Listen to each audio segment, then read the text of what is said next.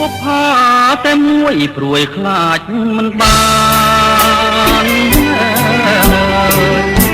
បុប្ផាលាក់ប្រាណមិនងាយបានយល់ជាច្រើនខែឆ្នាំរងកម្មអំពលខ្លាចមិនណាបានយល់មិនបានស្គាល់ប្រាំរសៀលផ្កាអើយផ្កាអូនចោលក្លិនហើយបងសុបិនក្លិនកែវកលយ៉ាងបងត្រេកអរក្រៃហួសនីស័យស្មានចង់ឈោងដៃកាន់ខ្លាចការស្រពោន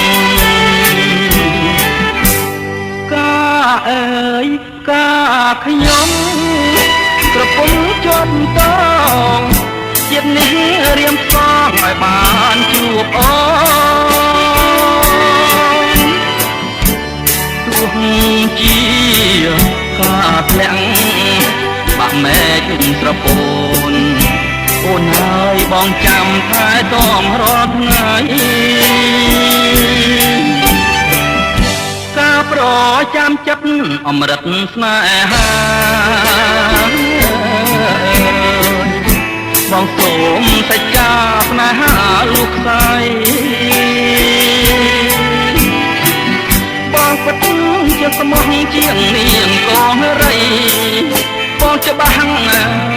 ចិត្តដៃបើមិនបានថ្លៃអើយ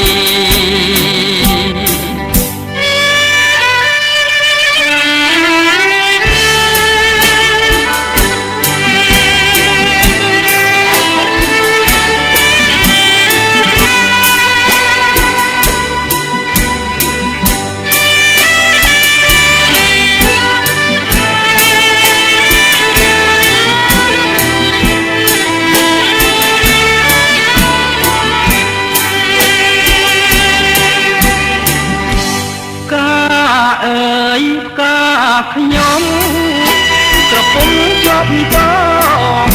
ជាតិនេះរៀមផ្សងឲ្យបានជួបអូនទោះជា